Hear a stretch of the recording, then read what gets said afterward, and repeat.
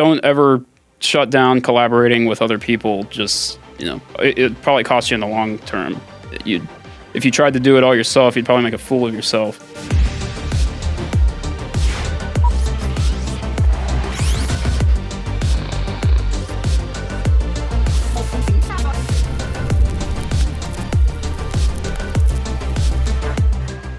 Welcome back to another episode of the Rough Cut Club. Sorry, I had to hit that Peter McKinnon intro. Shout out to Peter McKinnon.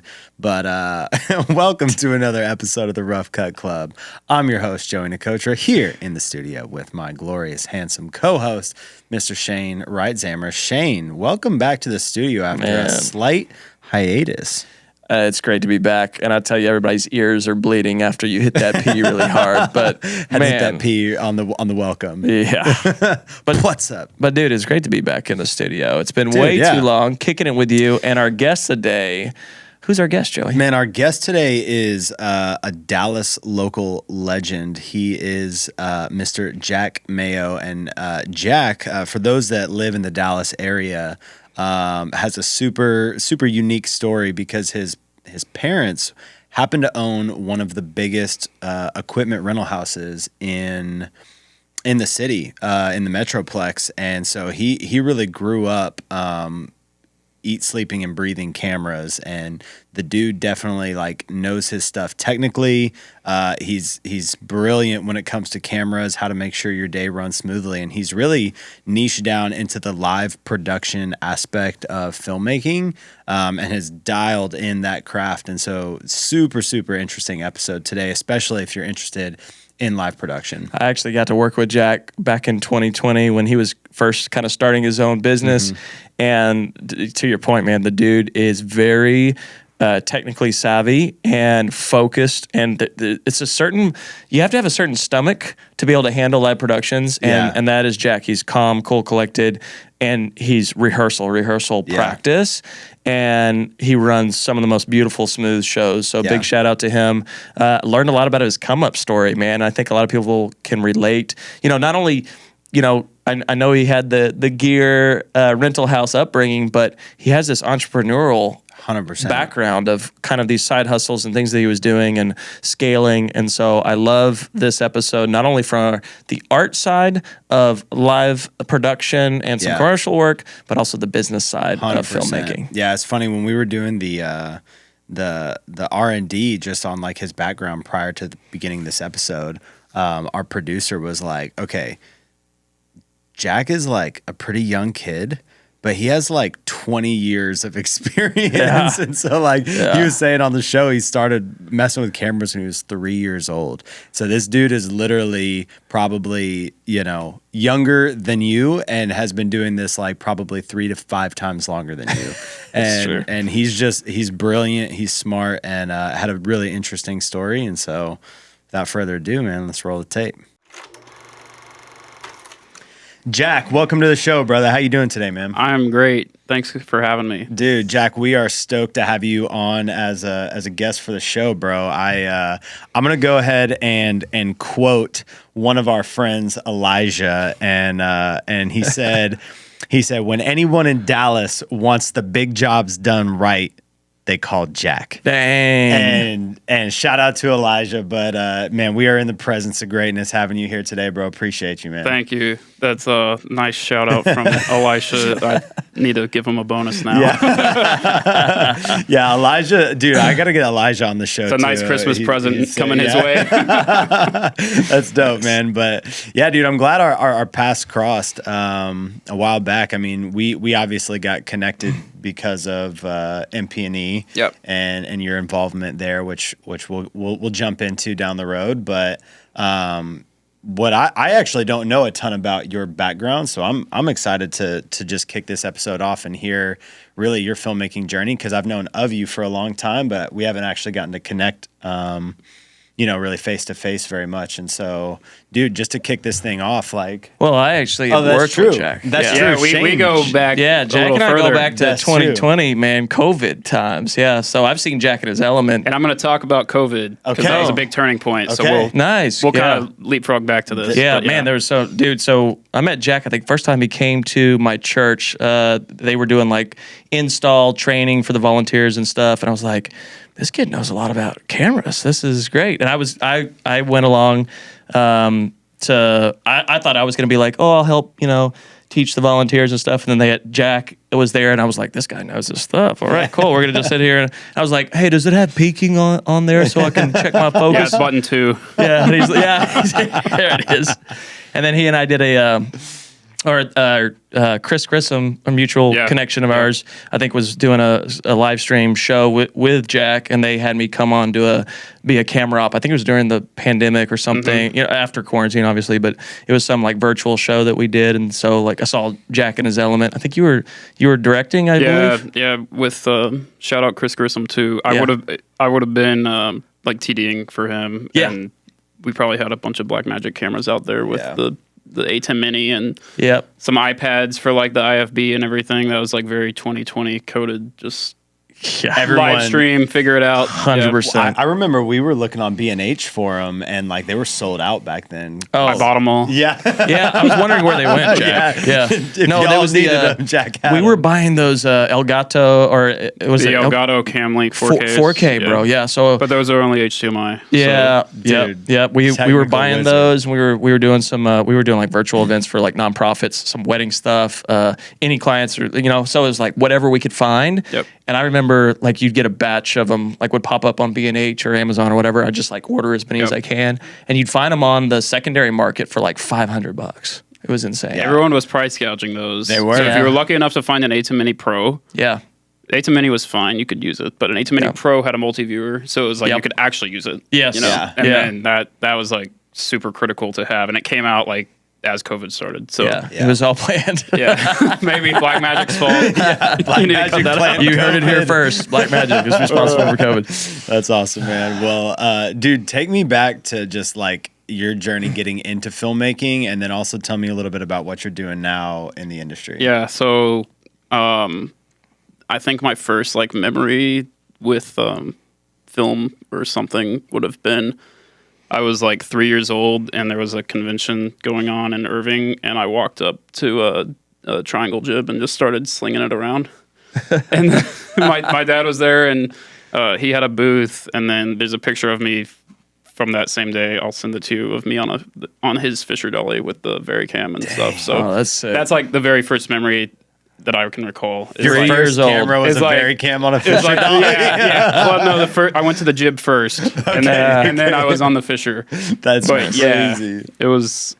It's a really great photo to have, just the proof of that, because that's kind of how I grew up. I was around a lot of equipment. I was never really around, on set per se. Yeah. My uncle's a director, producer also, and we would like go on a couple of his shoots. But mostly it was just like you're around equipment. We'd have to go in the shop on a Sunday afternoon because, someone forgot something. We got to take it to the airport to ship it to Arizona or something like that. So it's like you're learning the equipment, learning kind of business super early on. Definitely proved beneficial. Totally. And then, so like fast forward to like middle school probably. I was walking dogs, which is like very dorky. I was actually a Boy Scout, so I was walking around selling popcorn. That's awesome. Nice. And this one lady, I came to her house. She's like, "Well, I don't want any popcorn." Okay, bye. But she's like, "Well, wait. You could walk my dogs, and I'll pay you $10 a day." I'm like, okay, great. I'm a fifth grader, right? And $10 is a lot. Yeah, I'll take it. So I'm like, I'm getting $70 a week. Yeah, this is gonna work quick.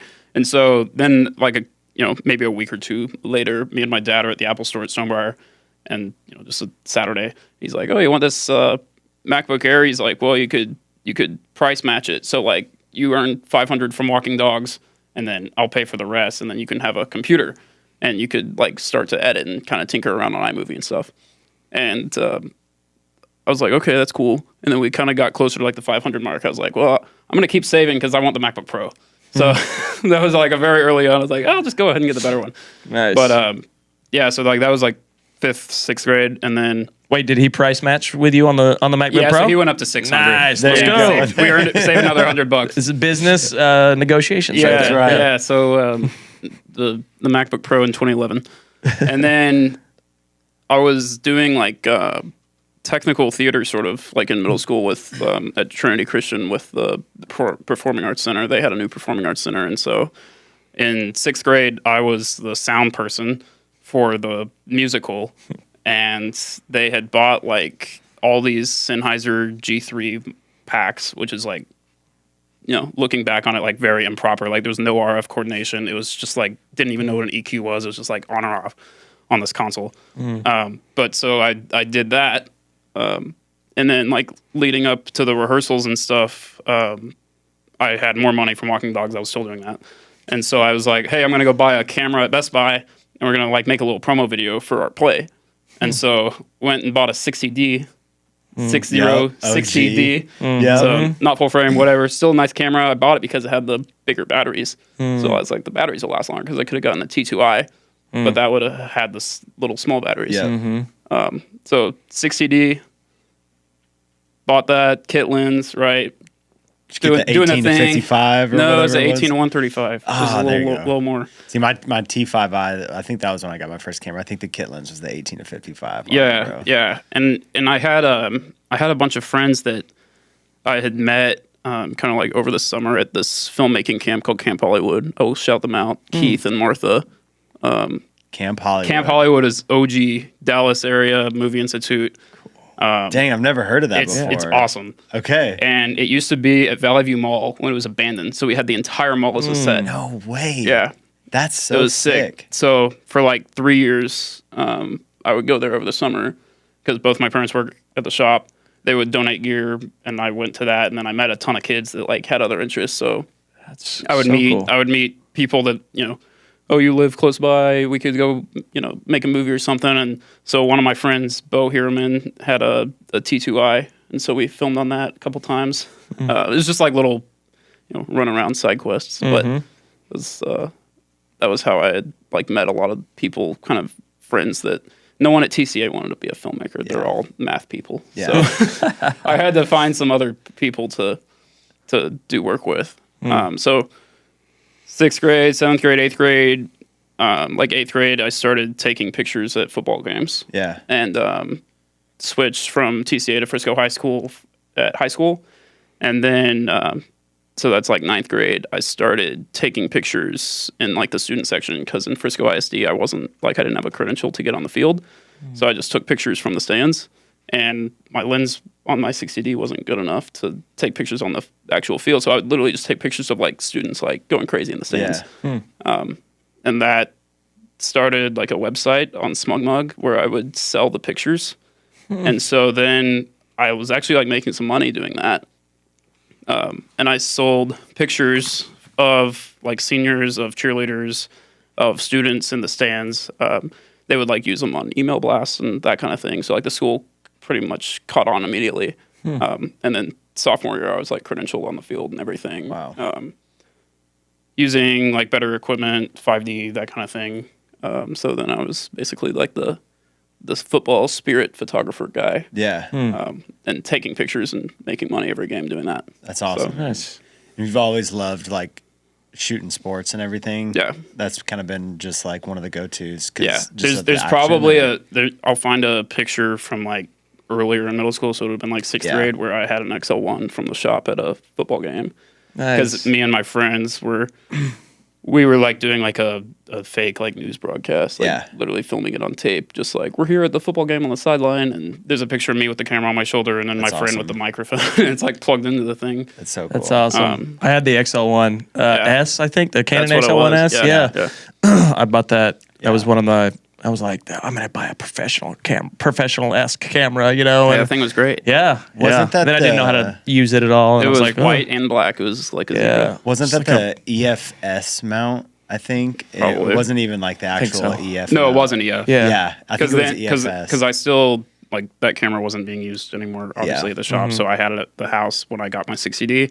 Yeah. And I was disappointed I couldn't put the lens from the XL1 on the 60D. yeah. Like, it doesn't funny. work. But So, and then give me a little bit of context as what you're doing now. Like, what's been your focus in the industry in present day? I'll just finish up the high school real quick because it does bridge into it. So I was taking pictures every game, but I sort of was getting bored with pictures. I wanted to start doing some videos.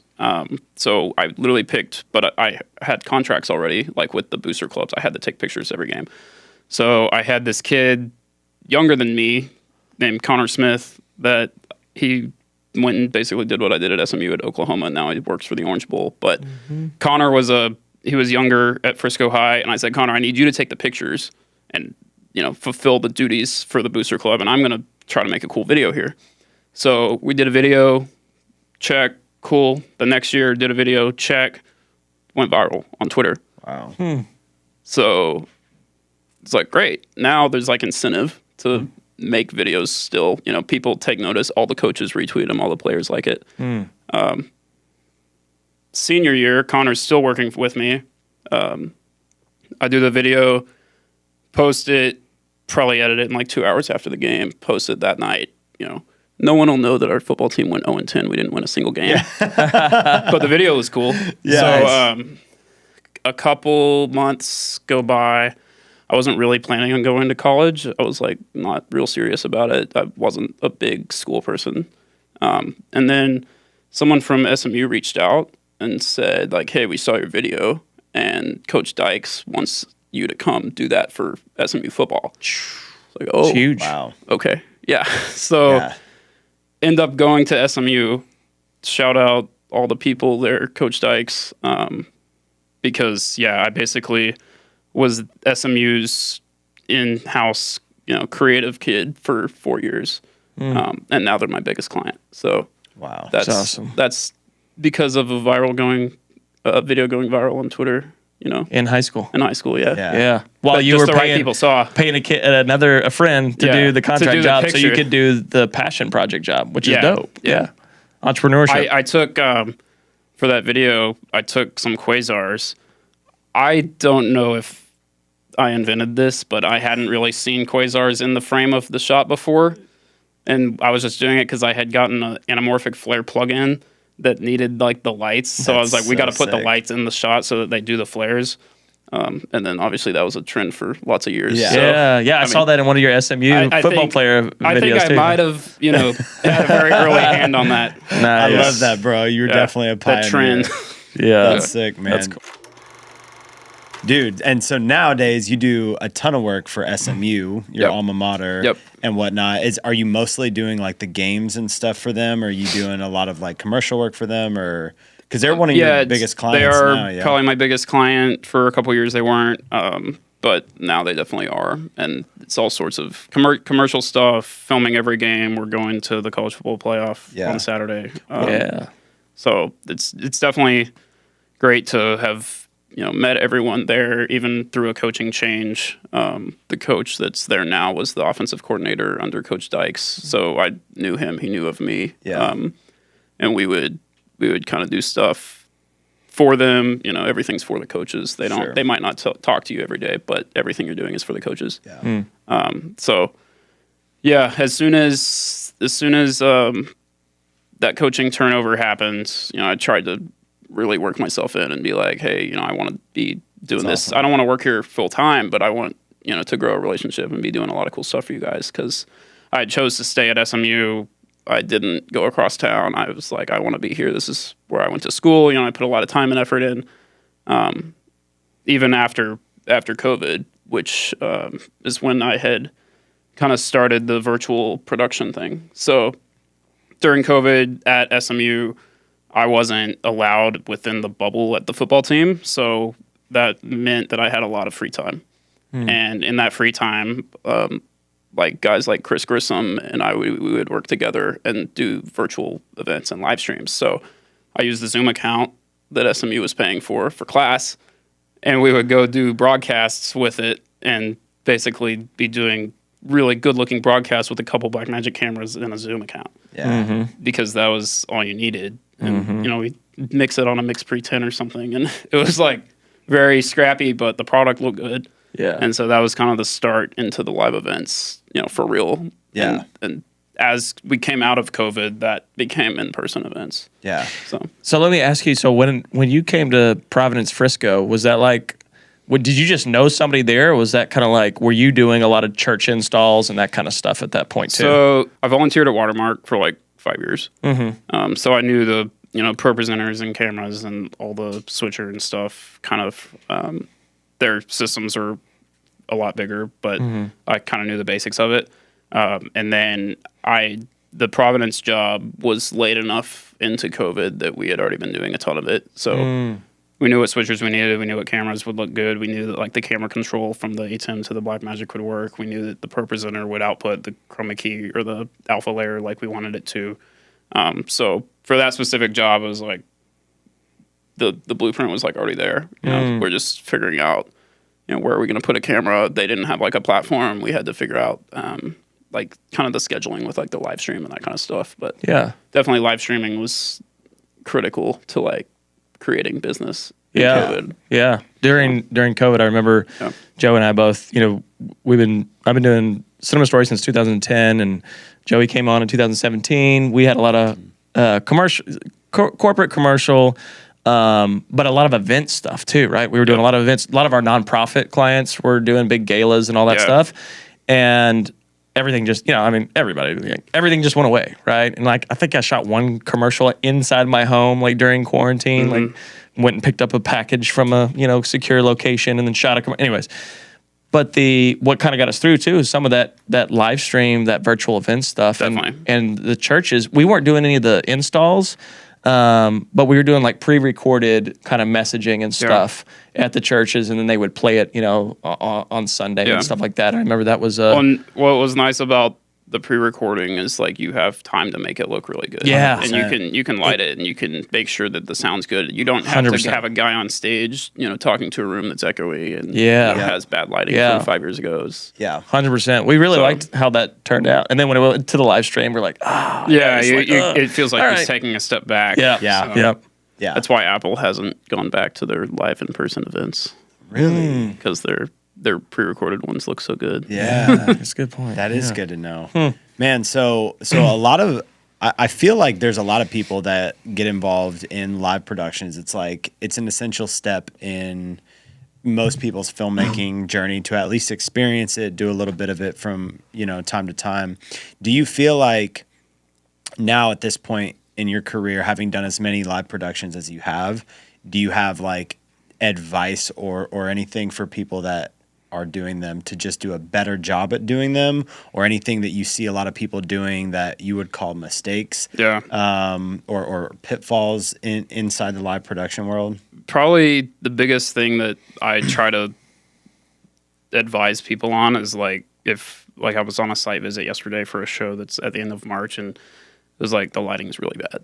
So your whole thing's going to look bad if you don't fix this. And we're talking and we're looking up in the ceiling. I'm like, 3 of those 6 source 4s are out. They just are broken. So they can fix it between now and March, or else we're going to have to bring in our own lighting because it's not going to look good with 3 lights in a big room like this. Right. So it's like, step one, don't forget, shooting anything, you need your light to be good. Yeah. Just, kind of remember the basics. Then sound. It's like, obviously you have to have good sound. It doesn't have to be crazy. One camera, totally fine. You can do one camera and a side-by-side with PowerPoint and do a little background, and like you can do that all on an ATEM Mini Pro. Yeah. So it's not hard. You can do it in OBS. You can do it on Wirecast, whatever. So just kind of figure out, like, you don't have to break the bank. You don't have to have a crazy massive setup. Just figure out what you're actually trying to achieve. Right. Yeah. I was just going to say, bro. When he said OBS. Yes, bro. Don't use it. So, I said you could. So much trauma. So when this was probably during that COVID era. Yeah. And I OBS, Elgato, 4K, Cam Links. Yeah, all that stuff. And I remember we were doing an event, and 5 minutes before, like, we're live on our live stream for our event, like, everything crashed. Yeah. And not like one of the... Seemed like that happened a lot. That happened more than once. It happened multiple times, and to the point to where I was like, I don't like... I'm not a good live guy anymore either. Usually, like, especially for high-profile stuff, you have to have backups for literally everything. Yeah. And it's bitten me twice on 2 jobs. At one time, the camera literally died, like Yeah. dead. No, there was no camera. Our broadcast was PowerPoint and a microphone because the camera died. Wow. I'm not gonna say the name of it, but you can. And then the next show, literally the same client. It was like the PowerPoint computer crashed, like on the first, click, the first next slide frozen. Sorry, gotta See, reboot. That's like the trauma that I went through doing my live stuff, where I was like, bro, this. You have to have redundancy. Yeah. Well, you didn't get to, so we stopped doing the OBS stuff. We finally got our hands on an ATEM Pro. We have ATEM Extreme ISO when it came out. That was later though, I think, when that came out. And that like solved a lot of problems. But OBS, man, I remember like it was so cool. Like you could do so much with it. Yeah. And OBS has a lot of creative, like the layering and the different routing and stuff. So like it's pretty advanced, but you definitely should have two set up if you're doing it. I remember there were things like the cam links just like on fire, and then I was like, oh, use the extender. Like don't plug the cam link right in the back. Use the little extender. Or just use UTAPs instead. See, that's my advice. And I never got down the technical rabbit hole of all of the live stuff. Like once I experienced that, I was like, I'm good. You were out. Like I remember you. I think that's like all the blood drained out of his face. He was like, I'm not doing this anymore. Part of the reason I liked it, I think, is like you really can't mess it up. Like you could mess it up very easily, but if you mess it up, you're not getting the job again. Right. So there was a little bit of like, hey, we have to do it this way to make sure that there's not going to be an issue. So like, I always tell people, I'm like, we don't want to use wireless video. Like, sorry, Teradek, we're not going to use it on this job. If we have to do wireless, we're not doing more than 2 of them because, like on a big job, we're going to have interference and stuff if we're not licensing. Let me ask you this, because in all honesty, if I'm speaking totally unfiltered here, the thing that I've struggled with a lot of like live streaming and stuff like that is I don't get a creative fulfillment loop when I do it. Like I feel like I'm working when I'm setting up cameras and I'm hardwiring everything in and I know the tech, but I feel like I don't get the creative fulfillment that like a commercial or something like that brings me. Do you feel like you get that creative fulfillment loop when you do a live production, or is part of the fulfillment just setting it up and it running smoothly? So I would say that like the best fulfillment and like success moment is when the show is over and you didn't do anything wrong and everything worked. Right. That is the creative fulfillment, because if you executed it right, your creative strategy that went into making the show, if all your dolly moves worked and your transitions worked and the keys worked and everything, like that is creative. Sure. So if all that worked perfectly, then you just executed a perfect show. Right. And so that's the fulfillment of like, okay, and we're off air. It's like, done. Great. Yeah. It is nice. You can just move on to the next thing. The show's over, load it out, and you're done. But there's definitely creative fulfillment in executing a perfect show. It doesn't happen often. Sometimes there's 1 or 2 little issues, and you're like, oh, I really wish we could go back and fix that. But but that's definitely fulfilling to nail it. Sure. Yeah, it's always something that I feel like I bring up with the guys around here, is that just like I pretty much turn down live streaming. Send it my way. Yeah. Well, I think because you're coming at it from a DP perspective. Like you want to light and do all this stuff. And I get what Jack's saying, because I think the nonprofits, we were helping them build out virtual shows. And I found fulfillment in that from a strategy of like, all right, this is like, we were programming. We were like, this is how your show is going to flow. We're going to mix this camera angle. We have 2 stages, so you can cut between different acts. And then you go to like a pre-record. And that was like the creative fulfillment from a producer standpoint.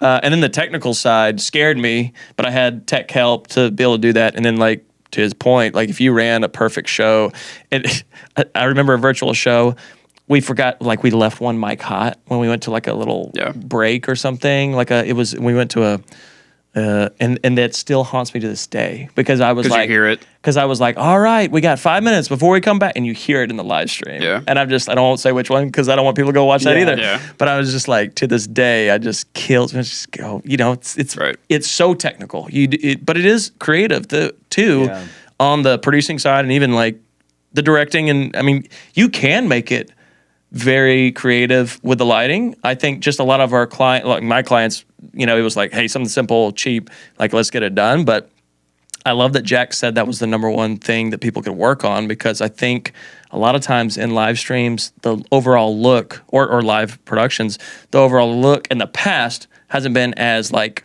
high quality, because we're used to like, oh, it's the TV kind of look. There's a couple nerdy things I'll get into real quick because it's to the DP fulfillment kind of point. There's a lot of tech coming out now, and it's been around but not really reliably around. So like we can run a LUT box on every single channel, and we can have Pomfret running and live grading every camera. So we can make sure, hey, your blacks are perfect, the brand colors match, all this stuff pre-switcher. It's literally the first thing the camera signal hits is the LUT box. And someone, a DIT, any DIT you hire should be able to figure out, Pomfret and it's all these LUT boxes, and we're making sure that the looks, are perfect across all the cameras. It helps with matching cameras also. If you have a couple that aren't the same, I like, for cheap stuff, Blackmagics work really well. For more expensive stuff, you might have a Red or a Sony in the mix, and you might want to match those, and you can do it with LUT boxes. Yeah. So there's definitely that angle now that's becoming a lot more accessible. Like obviously using cinema cameras instead of broadcast cameras. Fujinon's lenses that make a 25 to 1000 at a 2.8 possible, which is just like insane, crazy. Insane. The only thing before that was the 50 to 1000 Canon, which is like a T7 or something. Is that one of your go-to lenses when you shoot sports? 50 to 1000? No, the 25 to 1000. No, it's too big. Too so big. like for shooting sports, I use the 24 to 300. Okay. With the 1.5x. Word. And so that's like killer. I bought that lens. I demoed it right before NAB for a little promo piece for Fuji, and then I ended up buying it for the football season. Yeah, so. That's sick. You do a lot of DP stuff as well. Yeah. Do you talk about like your love for the live production stuff versus the real, I don't want to say real creative stuff, but like the stuff that is just more DP cinematographer focused rather than live production, and how you pursue both of those differently in your career? Yeah, I think the pace of the job is like a big factor in that. So like on a live show, sometimes we'll have 3 or 4 days of setup to like nail it and make sure that we're getting it right. And on a commercial, sometimes you have to shoot 8 things in one day. Yeah. So there's definitely a lot of planning on both, but I feel like on commercials, if you have a really good plan, like with your gaffer, and you just go in and say, hey, this is what we're going to do, check, done, right? We're watching it on a monitor, you might say, hey, let's bring in a little edge here, we need to fix this eye light. But for the most part, like you're going into a commercial, you need a plan, you're going to stick to that, and hopefully nothing changes that throws you off schedule. For the live stuff, you have more time to look at it. You can see it on monitor, work with lighting back and forth 100 times, go till 2 a.m. if you want, just making it right. So I would say like it's probably it's like the argument of, do you want it like more forgiving, or do you want to be more confident with it? Because if you're gonna be more forgiving, you're like, well, it's fine. But if you want to be super confident in it, you take the time and you make it right, which that's something that I like about live, is that you can do that. Yeah. And you can stay working on it till 2 a.m. the night before the show. And on a commercial, we just have to keep moving. Yeah, that's good. That's good. You alluded to this earlier in the episode, but for those people that don't know you, your parents own an equipment rental shop. Yep. And it was kind of alluded to, but that's definitely I would say a unique competitive advantage for you in the filmmaking industry. Yeah, it's definitely competitive, but there's also a little bit of con side to it, just that I can talk about. But yeah, it's the biggest blessing ever to have my parents and my dad work so hard, and my mom for the last 15 years running the place. They've got 4 offices and all sorts of equipment, every lens you could ever want in the world, and all the new cameras and lighting and stuff. But I've not usually ever tried to like brand myself as Brian Mayo's son. A lot of people will be like, oh, you're Brian's son, but yeah. I've tried to sort of keep it separate. It's weird when I'm like, yeah, I office at MP&E, because that's sometimes the first time that people make the connection. Yeah. But it's definitely been been interesting just to learn like all the tech advanced. You know, I don't need to spend time like learning how to use a WCU because I probably unbox it like and set it up the first time. Right. So it's just like little things like that, and just having the access if something comes up last second. You know, I have keys. I can go get something if I need it. A Dana Dolly or lights or something. So yeah. I will say that, you know, there's probably a lot of people that don't call me because of that. Really? Yeah. And it's just like people that, you know, have love affairs with other rental houses that then won't call me for jobs. Is that the con, you would say? Yeah. So I that's why I'll get commercial work sometimes, but I probably miss out on a lot of other commercial work because of that. Interesting. So, do you feel like that's probably like the biggest con? That's probably the only con. Okay. Yeah. I mean, but you know, sometimes it'll be like, oh, you know, we could have used Jack, but we were using a different place. Yeah. And I'm like, well, that's not the same. You know, I'm not one and the same. Yeah.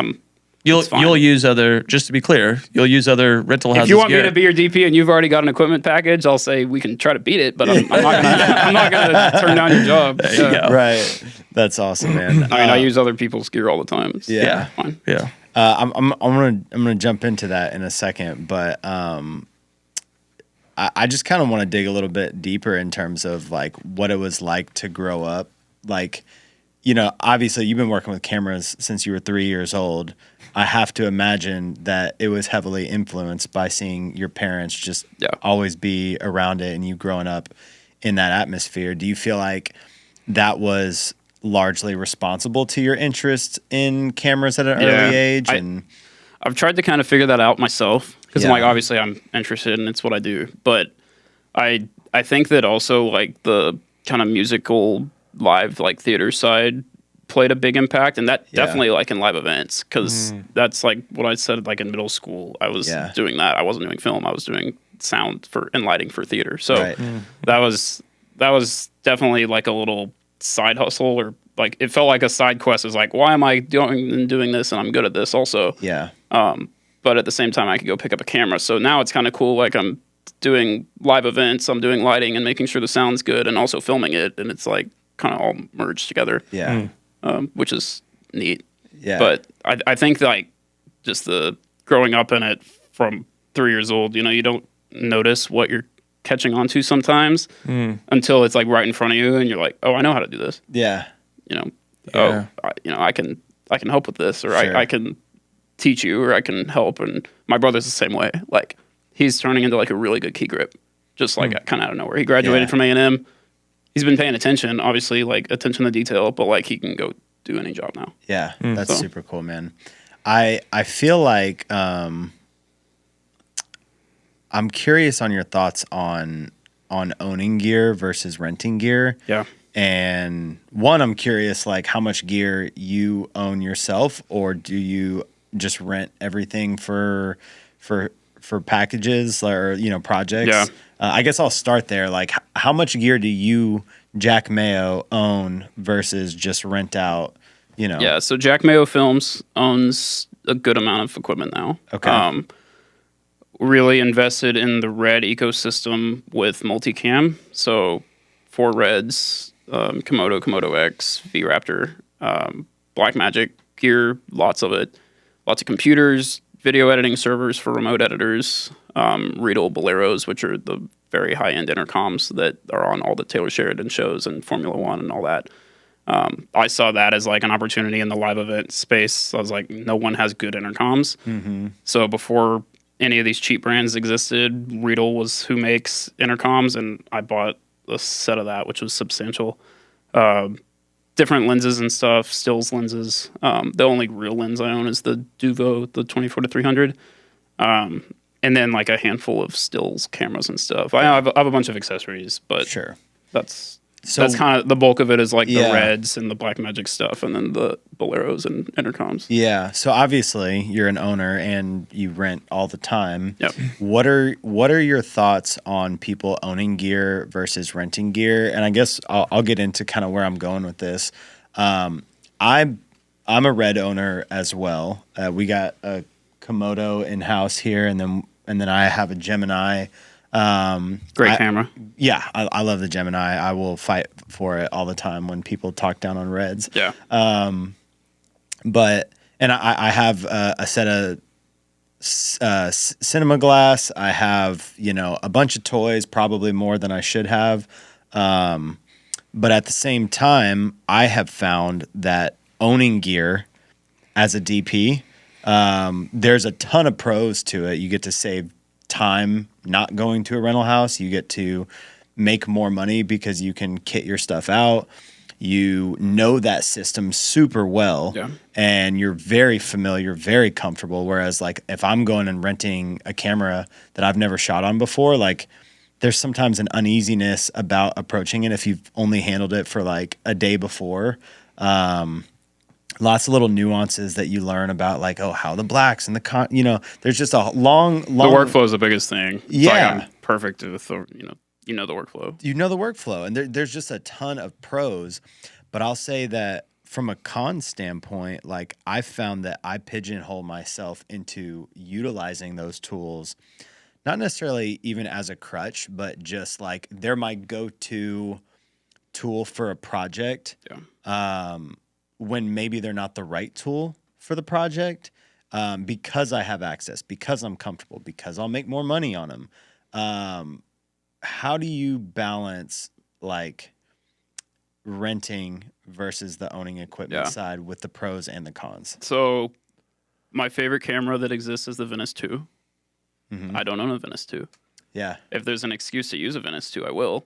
It's the best camera I believe that exists right now. So I own the Reds. I have Blackmagic stuff and Canon, 5D and R3 stuff. But for real jobs, if there's, a budget, I try to not let anything like say, hey, use the Red you own. I have a V-Raptor. It's a great camera. It doesn't have built-in NDs. Audio's not the best ergonomics, certainly not for shoulder mount. Mm-hmm. So like I don't use that on any of my sports stuff. I don't use that for like, I'll very rarely use it for like a ENG style anything. It's just not the best tool for that. So like the FX6 is a great camera. One of the biggest jobs I had this year, we used an FX6 because it was just like small and easy to run with. And I was like on a tour bus and it was just like scrolling the ND filters and had the mic plugged in and super easy. So I would say like it's very hard to like talk yourself out of like, okay, if I use, I could have used all my Reds on that job and it would have made more money. But it's just sometimes you would have been hating yourself like on set, like, switching out all these filters by myself. That would have been terrible. Yeah. So, and then like, I think the Venice 2 is a beast of a camera. Obviously, the FX6 is great. A lot of commercial stuff still, it's just like something about an Alexa Mini just looks so good, like right out. Yeah. Done, right? Yeah. The V-Raptor is pretty close to that, I would say, with, I've used the V-Raptor the most over the last year. But I had a couple commercials last year. It was just like Alexa Mini's a cheat code. Like it's just hard to make it not look. Yeah. Yeah. That So and like pretty. some Leicas like Summicrons or something small. Yeah. And you're not even talking Master Primes, but just like a smaller Right. Leica with an Alexa Right. Mini. It's like so beautiful. So Yeah. I haven't actually had a chance to shoot on the Summicrons, so they're like one of my they're on favorite list. non full frame lenses. Yeah. I feel like anytime I'm on shot deck and I'm looking at movies that I love as reference, I see Summicrons and I'm like, gosh, there they are again. Yeah. Gotta shoot with them. They're But- they're very nice for the size. And Yeah. just like all of the. Oh, I had a shoot last year actually that it was like not the biggest budget in the world, so Yeah. I used my Komodo with the Summicrons. Yeah. So that was awesome too. Yeah. So basically, you're telling me I just need to be mature and grow up and pick the right I'm not saying mature and grow up, but there's a lot of Yeah. jobs that I'm like, okay, just take a step back, think about what's actually going to be the best tool. Yeah, Use that. for sure. Yeah. That's a good point. Sometimes you're not going to make the extra $1,000 of the day, whatever. Yeah, But it'll make your job easier and it'll make the final Sure. product look better. sure. If you had to, in no specific order, pick just being in an equipment rental houses, you have to know cinema glass like better than most. Yeah. What are some of your favorite lenses that are, if you had to just go like top 3 or top 5 in no specific order, go tos for projects That I use. that you use? Last year I used a lot of Leica. The Summicrons. Master Primes are obviously hard to pass up. And I use a lot of zooms. So like Optimo 16 to 42. On big stuff, we'll use 24 to 290s like all day long. Yeah. But that's obviously big multicam stuff. Sure. I do really enjoy seeing people using Optimos on commercials like in a studio. It's just Yeah. like you have a tiny room, but you're using the biggest lens that exists. I love it.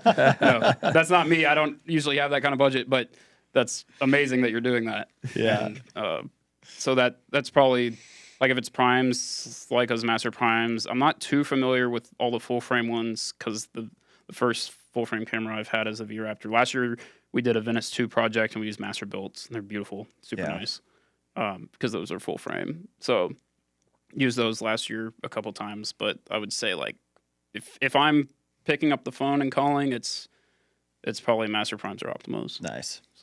So Jump into the production company. So when did you start your production company journey? Because that's really when you can start speaking my man's language over here. Yeah. But it was during COVID. So I said at the beginning we're going to loop back to this. So during COVID, I wasn't allowed around the SMU football team.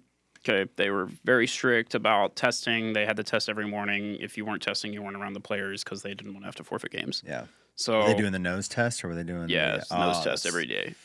So don't miss that. I had a lot of time, right? And I'm sitting at my dorm room, or before that I was at home. So this is actually before I was in the dorm again the next semester. But sitting at home, and my mom's like, "We just need to like do an LLC," like because I was starting to do some of the install type stuff or the live streams, and she's like, "We just need to do an LLC, like do it all right. Like you need to get insurance, right? That's the biggest thing." Yeah. And so I was like, okay, we do all the paperwork, incorporate it, and she helped me with all that. And so I think it like became official probably April of 2020, and that was like when my company was founded.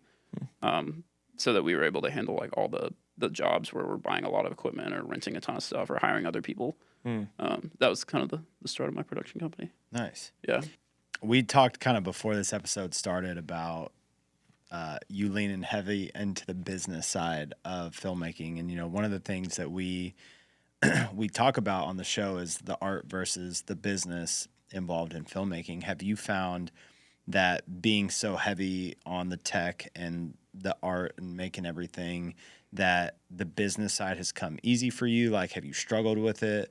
How have you balanced, the business of Jack Mayo Films versus growing the art? Yeah, I feel like the business and tech is easier than the art, at least for me, because the business and tech comes naturally to me, and the art sometimes, I feel like I have to study up on it and see what the new trends are and see how people are using the new lighting and all that kind of stuff.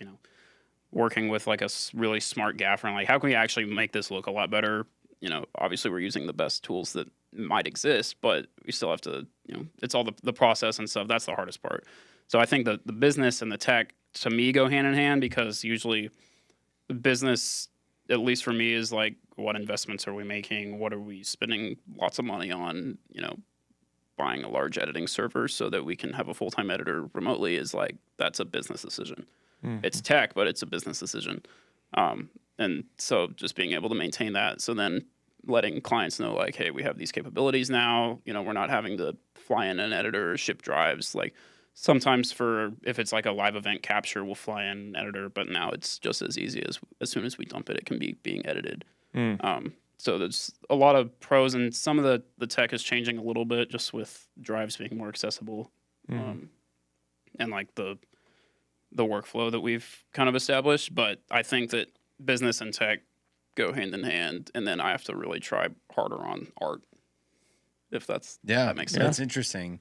I think it's that entrepreneur background though, because when you were telling us walking dogs. So, early on, you're already figuring out, okay, how can I do this? Hire somebody and scale this, right? Yep. And how can I shoot for the next project? And that's always been my mentality too. And I think it's a business first mentality of like, oh, I love doing this creative stuff. Okay, how can I scale it? How can Yeah. I do something beyond what I'm doing right now, right? Because you could just do the photos forever, right?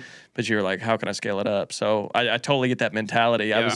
I was selling newspapers at my church in like 5th grade, like homemade newspaper, and then I was had a yard company, all that, all that, and then I was hiring out crews to do that. So we're always trying to think about The grind never stops. Yeah. Even you're at church and you're like, hey, we can. yeah. How we do this? Yeah, so it's like, how can you cool. scale it? But but I will say though, I mean, we still got the Jack Mayo, the lights in the frame. So that, I mean, That was art. That's art right at the beginning there, man. Come on. Yeah, man. I'm gonna move into the next segment of this show, which is our Papa Question. Papa Question. Segment, Okay. where we give all of our guests 60 seconds to answer as many of these questions as we can.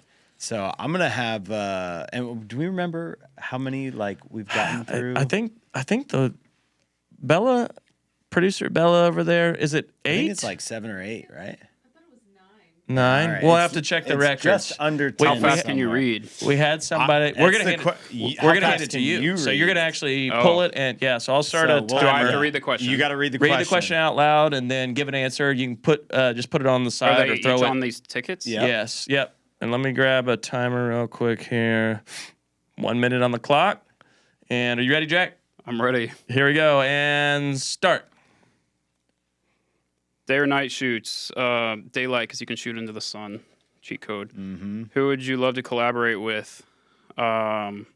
Post Malone again. Yo, let's go. Again, he says. Yeah. What Yes, cinematic flex. universe would you live in? I like The Hobbit. Don't come at me. Yeah. What movie would you sell your soul to remake? Terminator 2, driving through LA, crashing Oh. stuff. Yes. Y'all might be Yes. y'all might be besties. Favorite film villain? Can I skip? Yeah. Funniest actor of all time? Will Ferrell. My Yeah. man. How many am I at? What's the most important aspect about filmmaking collaboration? Who would you want in Batman versus Iron Man? Iron Man. Batman's not real. That's our fighting words. Favorite camera to work with? Venice 2. Last movie you watched? Gladiator 2. Yes. 10 seconds left. I have to be. Name a character you relate to. The Diary of a Wimpy Kid. Greg. 3, 2. Worst One. movie you've ever seen. What's the worst movie you've Finish ever that seen? one. Yeah, you got it. You were on it. Ever. Yeah. He said Diary of a Wimpy Kid. I can think about the worst movie. Okay. Yeah. I Yeah. don't know. Yeah. I liked Barbie. I was told you have to hate Barbie. But Yeah. it was fine. Yeah. I don't know.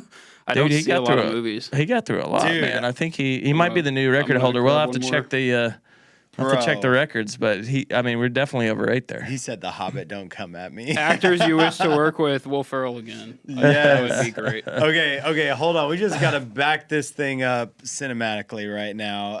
Terminator count 2. how many. Yeah, let's count. You can let's get a thank my count. dad for that one. Okay, all right. We just became best friends because that's at the top of my favorite movies list of all time. That's specifically for driving and wrecking all this stuff in the beginning. Dude. The end is good. Like, it's a great movie, but just that, I you was wanna like crash 5 some when I stuff. was watching. I was like, that's This is awesome. crazy. Yeah. 11. Come yo. on. Record. 11. Jack 11. got the record now. Bro, let's go. That was sick. Well, for what it's worth, I think Terminator 2 is one of the greatest movies of all time. And It's got to be up there. it's seriously, He talks about Arnold. I talk almost about- every show. I have a big love for Arnie movies. Yeah. Yeah. I'm a sucker for an early 2000s, really it's 80s to 90s action films. I Yeah. love them. Grew up on them. They're the best. Dude, that was super sick, man. Definitely cool to get to know you and everything. We got 3 questions that we ask every guest before we wrap up a show. Okay. So my first question for you is, if you could go back in time, what's one thing that you would do differently in your career? And now the context of this is we got listeners, on the other end of this listening. It's great to learn from mistakes. And so if you could go back, what's one thing in your career that you would do differently? Probably pay more attention in screenwriting class. Yeah. My professor at SMU freshman year, I was like, I just didn't really care about screenwriting. And I see a lot of people that also, went through all the process and did it, and like they can write incredible scripts now. I just feel like I was kind of zoned out and didn't pay too much attention to it. So, like, I'm not saying you have to go to a screenwriting class to write scripts, but I probably would have learned a lot that could have helped me. I was just like, I was not interested. Yeah. You know, I was a DP. I want to touch cameras. I don't want to type on a computer. So. Yeah. It's funny you say that because I think going back to my college experience, I feel the same way. Like when I think about everything that I like the classes that I took, I'm like, I took a screenwriting class and I think I blew that class off. And I really wish that I had taken it more seriously. Yeah, same. I mean, storytelling is everything. I blew off all of college. There you go. I wish I would have paid more attention in all of college. So that was made more connections. But yeah, that's a good one though. Yeah. Sorry, Professor BMAC. Shout out. What is one piece of advice that you can give to filmmakers trying to grow in their craft or their business? So I kind of said this with my question. Collaboration is like the biggest thing, which sounds like super cliche, but I think that like never think that, oh, I want to be the one doing this. You know, if you have a potential job, you could maybe take the job on and maybe there's a better person to direct it, or maybe there's a better person to DP it. You know, you could look at it that way. So like as a production company, a lot of times I shoot my own stuff, but sometimes, hey, you know, I should have DP this because I think he's going to kill it. You know, if we're on the arm car or something like or, you know, if it's a horror film, you know, a little spoof something, like there's probably a lot better people to do that. Like my business could take it on. I'm probably not the best guy to DP that, probably not the best director. So don't ever shut down collaborating with other people. Just, you know, it probably costs you in the long term. If you tried to do it all yourself, you'd probably make a fool of yourself. And if you shut it all down, you know, why not work with other people and learn more, and, you know, everyone gets paid. So it's awesome. It's good when everybody gets paid. Yeah. It's good. Who is one filmmaker who has inspired you or your work? My work? You or your work? Stephen Lester. Who's that? Stephen Lester used to be on staff at Elevation Church. Now he runs a post-production house in North Carolina named the Edit House. And he had a lot of faith in me at a very early age. And I was like 19 going and ACing these multicam shoots that he was doing. And I would build like 12 C300s, you know, get them all tidy. I'm like real proud of like how I use like a bongo tie or something, you know, but I'm like, here you go, Steven. You know, hopefully you're happy with this. And he just does some incredible work, and like the way he would set up cameras and direct and, you know, encourage people and talk to operators and communicate. And now he runs an awesome post-production house. So, kind of a full circle thing. Like I would love to work with Steven again, but he's definitely like someone I've looked up to for a long time. And I almost, probably good I didn't, but like I almost bailed out on a week in high school to go do a shoot for him because he was like, oh yeah, you know, you can come AC for me today, but I had to say no. Yeah, dude, that's sorry. Awesome, I was man. in high school still. It's a very unique answer, but very awesome. Yeah. Deep no, I always answer. love it too when guests have like a actual person too. Like I know that I have had many influential mentors in my life that have helped me, and it's, you know, those are always better answers than Christopher Nolan. So I've met Roger Deakins. Wait, did you meet him when he came to Dallas recently? No, I was out of town, but I met him at Cinegear. There's a picture of me with him standing next to an Alexa. And one of the like OG jokes that my dad makes now, you know, if people call, they're like, oh, we have to have the Alexa 265. You're like, that camera came out last week and no one owns it. They're like, well, we have to have it for the job. What we joke about, you know, we won't tell clients this, but I'm like, you're telling me your project's more important than Skyfall because he shot that on an Alexa and a Master Prime. Your project's more important than that? Like, it's better than Skyfall? Okay. That's awesome, man. You can do it with an Alexa and Master Prime. Yeah. You can definitely do it with even a lot less than that. So that's awesome, man. Well, Jack, I have thoroughly enjoyed having you on as a guest. It's been a lot of fun. We could talk another hour. I was going to say, I'm barely scratching the surface. Yeah. It's crazy that an hour like really isn't that much time to talk about. I know. We'll come back for a part 2. There we go. I love it, man. Well, again, thank you for coming by the studio today. For those that want to get connected with you or get in touch, what's the best way? So I'm Jack Mayo Films on social media, jackmayofilms.com. online. I haven't made a demo reel since 2018, but there's a lot of work that you can see on Instagram and my website. Yeah, so. he shoots with Post Malone and just lightly. Definitely no stranger to doing really big projects. So, sweet, man. Well, yeah, that's. Thanks for having me, guys. It was a lot of fun. Appreciate you, man. For those of you who are still around, man, thank you for joining the Rough Cut Club, and we'll see you next time. And that's a wrap for today's episode. If you're still here, you're either obsessed with filmmaking or love hearing us talk. And honestly, we're cool with both. So thanks for tuning in and being part of our Rough Cut community. If you enjoyed this episode, be sure to follow us on our socials and subscribe so you never miss out on future content. And if you have a moment, we'd love for you to leave us a review. It's kind of like giving us an Oscar, but helps us reach even more awesome listeners like you. Oh, and remember to join our Patreon for exclusive backstage pass to our community, discounts on club merch, and even more ways to get involved on the show. Lastly, if you have thoughts, questions, or even ideas for future episodes, we'd love to hear from you. Until next time, stay curious and keep creating.